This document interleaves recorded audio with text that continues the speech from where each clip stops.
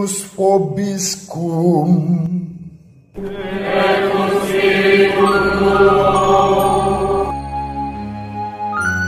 Sahabat peradaban kasih ekologis yang terkasih, selamat berjumpa dalam renungan harian bersama saya Romo Alois Budi Purnomo PR melalui channel ini.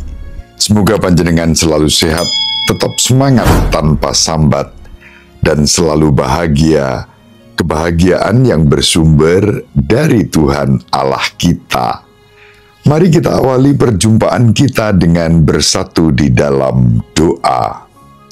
Dalam nama Bapa dan Putra dan Roh Kudus. Amin.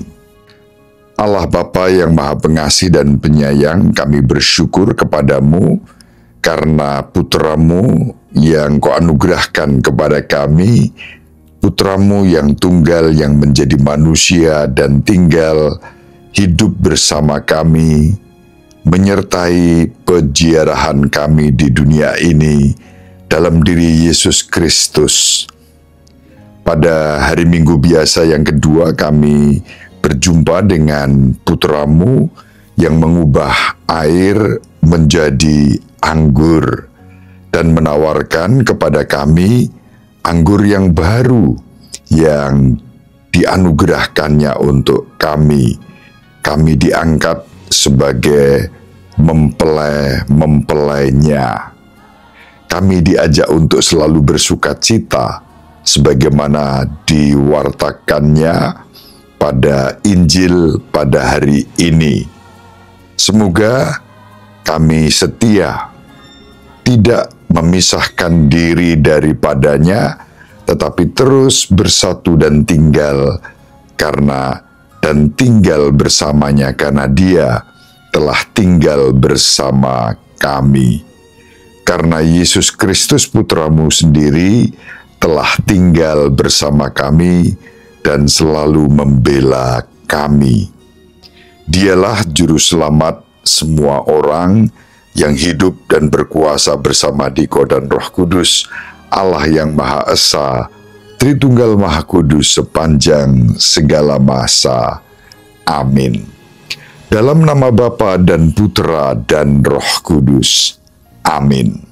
Sahabat peradaban kasih ekologis yang terkasih, kita akan membaca bacaan pertama dari surat kepada orang Ibrani.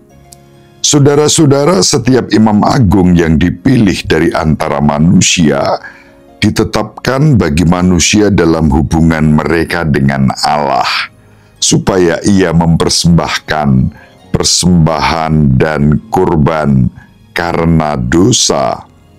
Seorang imam agung harus dapat memahami orang-orang yang jahil dan orang-orang yang sesat, karena ia sendiri penuh dengan kelemahan. Karena itu ia harus mempersembahkan kurban pelunas dosa, bukan saja bagi umat, tetapi juga bagi dirinya sendiri. Tidak seorang pun yang mengambil kehormatan itu bagi dirinya sendiri, sebab setiap imam agung dipanggil untuk itu oleh Allah, seperti yang telah terjadi dengan Harun.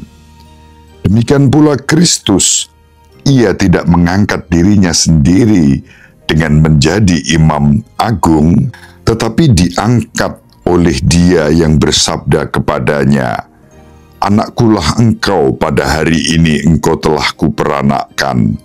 Atau di bagian lain dalam kitab suci, ia bersabda, "Engkau adalah imam untuk selama-lamanya menurut tata imamat Melkisedek." Dalam hidupnya sebagai manusia, Kristus telah mempersembahkan doa dan permohonan dengan ratap tangis dan keluhan kepada Dia yang sanggup menyelamatkannya dari maut, dan karena kesalehannya ia telah didengarkan. Akan tetapi sekalipun anak, Kristus telah belajar menjadi taat. Ini ternyata dari apa yang telah dideritanya. Dan sesudah mencapai kesempurnaan, ia menjadi pokok keselamatan abadi bagi semua orang yang taat kepadanya, dan ia dipanggil menjadi imam agung oleh Allah menurut tata imamat Melkisedek. Demikianlah sabda Tuhan, syukur kepada Allah. Mazmur tanggapan dengan referen, engkaulah imam untuk selama-lamanya menurut Melkisedek. Beginilah firman Tuhan kepada Tuanku, duduklah di sebelah kananku sampai musuh-musuhmu kubuat menjadi tumpuan kakimu. Tongkat kuasamu akan diulurkan Tuhan dari Sion. Berkuasalah engkau di antara musuhmu. Engkau meraja di atas gunung yang suci sejak hari kelahiranmu, sejak fajar masa mudamu. Tuhan telah bersumpah dan ia tidak akan menyesal. Engkau adalah imam untuk selama-lamanya menurut Melkisedek. Kemuliaan kepada Bapa dan Putra dan Roh Kudus, seperti pada permulaan, sekarang, selalu, dan sepanjang segala abad. Amin. Engkaulah imam untuk selama-lamanya menurut Melkisedek. Sahabat peradaban kasih ekologis yang terkasih, sekarang mari kita baca Injil Markus bab 2 ayat 18 sampai 22. Waktu itu murid-murid Yohanes dan orang-orang Farisi sedang berpuasa. Pada suatu hari datanglah orang kepada Yesus dan berkata, "Murid-murid Yohanes dan murid-murid orang Farisi berpuasa, mengapa murid-muridmu tidak?" Jawab Yesus kepada mereka, "Dapatkah sahabat-sahabat pengantin pria berpuasa selagi pengantin itu bersama mereka? Selama pengantin itu ada bersama mereka, mereka tidak dapat berpuasa. Tetapi waktunya akan datang pengantin itu diambil dari mereka, dan pada waktu itulah mereka akan berpuasa. Tidak seorang pun menambahkan secarik kain yang belum susut pada baju yang tua, karena jika demikian, kain penambal itu akan mencabiknya, yang baru mencabik yang tua, sehingga semakin besarlah koyaknya.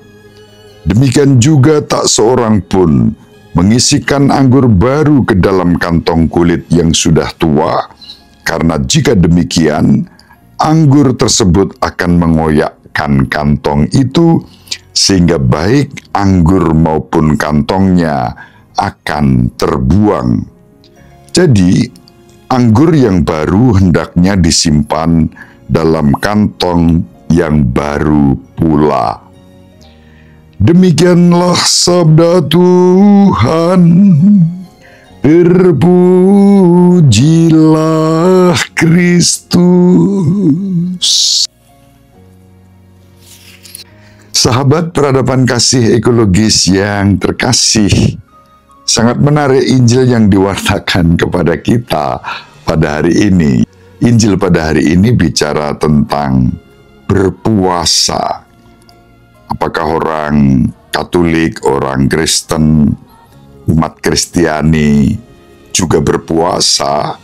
Tentu saja kita, terutama umat Katolik dalam naungan Gereja Katolik Roma sebagai gereja yang satu, kudus, Katolik, dan Apostolik, menghayati masa puasa secara khusus.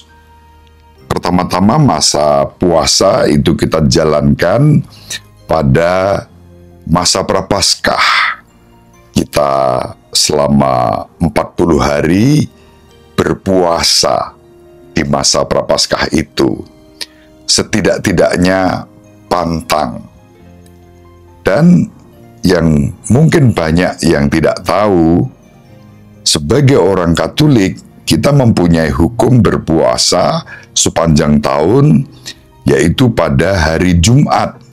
Kecuali pada hari Jumat itu bersamaan dengan hari raya menurut penanggalan liturgi kita. Tetapi bila tidak, lalu hari Jumat itu menjadi hari berpuasa untuk kita sepanjang tahun. Nah, dalam konteks itu, kalau kita hubungkan dengan Injil, itulah yang disebut anggur baru yang ditempatkan di kantong yang baru.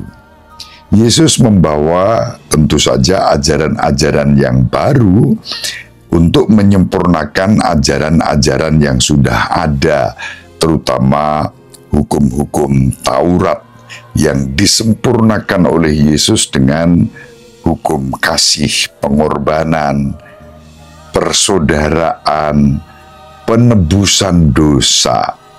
Tadi dalam bacaan yang pertama di dalam surat kepada umat Ibrani disebut disposisi Imam Agung Perjanjian Lama yang mempersembahkan kurban untuk dirinya sendiri dan juga untuk orang-orang yang didoakan, termasuk orang-orang yang menjahilinya, yang menjahatinya, orang-orang yang sesat didoakan, dimohonkan pengampunan.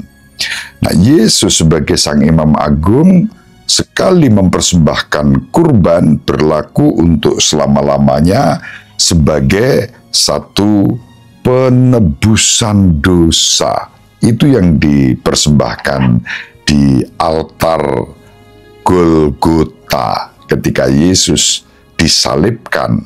Pada saat itulah Tuhan kita Yesus Kristus sekaligus sebagai imam altar dan kurban menebus dosa-dosa manusia sekali untuk selama-lamanya. Itu kantong baru yang ditawarkan kepada kita, dan para murid Kristus disebut sebagai sang mempelai Kristus, sahabat-sahabat mempelai setidak-tidaknya.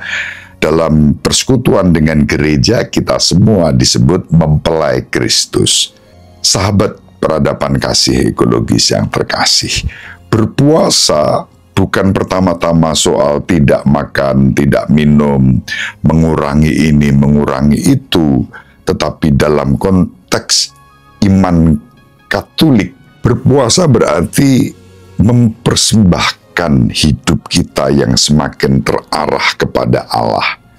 Maka puasa dilakukan, kata Yesus pada hari ini dalam Injil Markus, dilakukan kalau mempelai diambil dari sahabat-sahabat sang mempelai itu. Artinya apa? Ada keterpisahan di situ. Keterpisahan bisa saja terjadi karena kita perilaku manusia yang rapuh, yang lemah, ringkih, berdosa, dan dosa-dosa kita membuat sang mempelai diambil dari kita. Kita mengalami keterputusan relasi, terpisah dari kasih karunia Kristus karena kelemahan dan dosa-dosa itu. Dan karena itu lalu ada kewajiban untuk berpuasa sebagai ungkapan pertobatan agar relasi yang terputus dengan sang mempelai dipulihkan kembali. Maka puasa di sini bukan sekadar soal tidak makan, tidak minum, mengurangi ini atau itu, tetapi membangun relasi yang baru sebagai ungkapan pertobatan. Itulah puasa dalam perspektif ajaran Gereja Katolik Roma. Dasarnya adalah Injil pada hari ini. Tuhan kita Yesus Kristus sendiri menegaskan, ada saatnya berpuasa ketika mempelai diambil dari mereka. Yang mengambil siapa? Ya, kelemahan-kelemahan kita, terputuslah kita dengan sang mempelai. Dan karena itu wajib kita berpuasa, wajib untuk bertobat, berubah, membangun relasi yang baru, mempersembahkan hidup kita kepada Kristus. Sahabat peradaban kasih ekologis yang terkasih, mari kita saling mendoakan agar kita diberi rahmat untuk tetap setia menjaga relasi kita dengan Kristus sang mempelai. Kristus yang telah menebus kita, dan kita selalu taat sebagaimana Kristus juga taat kepada Bapa. Ketaatan inilah yang juga menjadi motivasi kalau kita melakukan puasa-puasa dalam rangka pertobatan kita, dalam rangka mengolah batin dan hidup kita agar semakin dimurnikan. Ada banyak cara berpuasa kalau menggunakan tradisi Timur. Ada puasa Senin, Kemis, bisa dipakai. Ada puasa Jumat, itu yang diajarkan Gereja Katolik Roma. Kita boleh memilih yang terbaik untuk kita, tetapi kewajiban-kewajiban itu kita jalankan bukan dalam rangka legalistik, tetapi dalam rangka hidup yang semakin dipersembahkan kepada Tuhan. Demikian, semoga bermanfaat.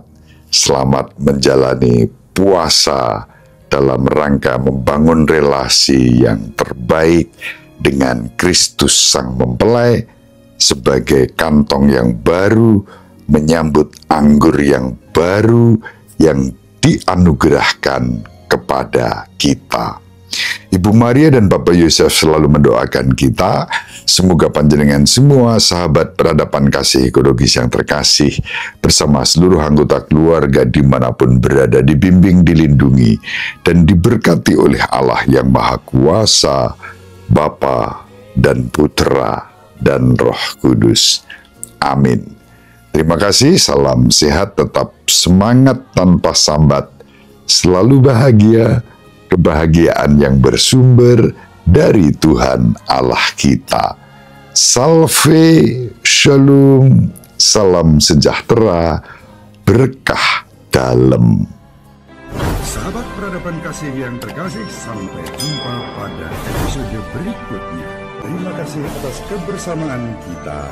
Salam peradaban kasih ekologis, berkah dalam.